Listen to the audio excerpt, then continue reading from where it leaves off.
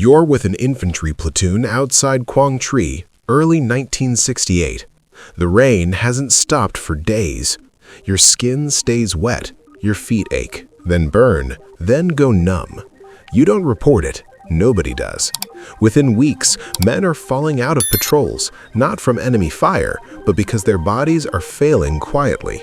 What follows doesn't make headlines, but it costs units time, mobility, and lives.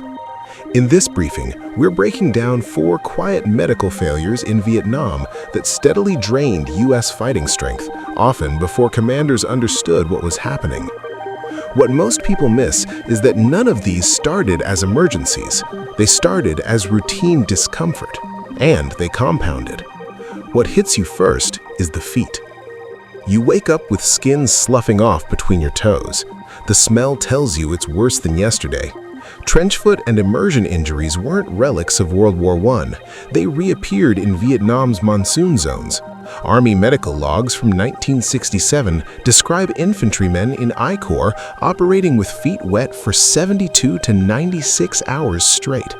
Units from the 3rd Marine Division near Dong Ha recorded rising non-battle casualties during prolonged patrols. A veteran later paraphrased, that his boots never dried for 3 weeks. After-action reports noted men slowing pace, falling back, or refusing night movement.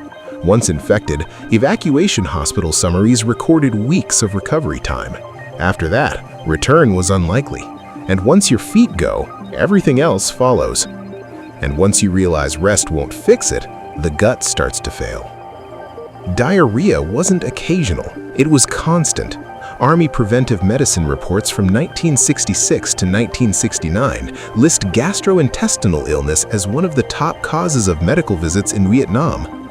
Units operating along the Mekong Delta reported losing up to 10% of their strength during outbreaks lasting 5 to 7 days. You feel dehydrated, lightheaded, weak. You still patrol. Unit journals from the 9th Infantry Division mentioned squads rotating men off point because they couldn't keep pace. A corpsman later paraphrased that everyone had it, no one wanted to admit it. Evacuation hospital summaries recorded severe electrolyte imbalance in some cases. This is where it turned dangerous. Judgment slips, reaction time slows. After that, you weren't mission capable, and the longer it lasted, the harder it became to recover in the field. And once the body weakens, infections move in. Small cuts don't heal. Fungal infections spread across groins, armpits, and hands. Tropical ulcers form from scratches that would have meant nothing back home. Army medical logs from 1968 describe increasing rates of skin infections during extended jungle operations near Pleiku and the Central Highlands. Units from the 1st Cavalry Division reported soldiers requiring evacuation after ulcers exposed tissue down to muscle. A veteran later paraphrased, that a scratch turned black in days. After-action reports noted reduced patrol endurance and increased sick call rates during sustained operations. Shame kept men quiet. Fear kept them moving. Once infection set in, antibiotics weren't always available in time. After that, return was unlikely. And while you're dealing with that, something less visible starts to break. This is where it becomes psychological, but not in the way people think. Sleep deprivation and untreated stress eroded judgment long before anyone used the word PTSD.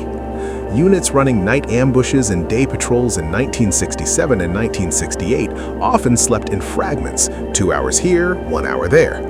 Army psychiatric summaries later noted increased accidents, negligent discharges, and breakdowns following 30 to 45 days of continuous operations. You feel jumpy, angry, numb. A platoon sergeant later paraphrased, that men stopped trusting their own reactions. Unit journals from 2 Corps record soldiers pulled from the line for combat exhaustion without visible wounds. Once evacuated, many didn't come back, and the unit kept moving short-handed, often without understanding why cohesion was slipping.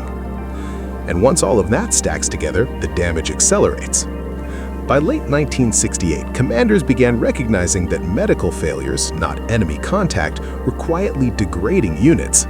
Army medical after-action reviews noted that non-battle casualties sometimes equaled or exceeded combat losses during certain operations.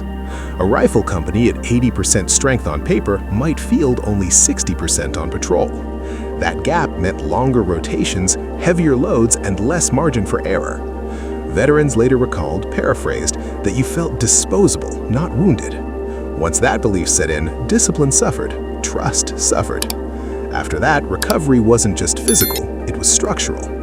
What stays with men afterward isn't just the pain, it's the memory of being told to push through things that couldn't be pushed through. Feet that never healed right, guts that never settled, nerves that stayed tight decades later. These weren't failures of courage, they were failures of systems not built for that environment, that pace, or that duration. The men adapted, their bodies paid for it. And long after the patrols ended, the consequences stayed with them, quietly, persistently, and often unseen.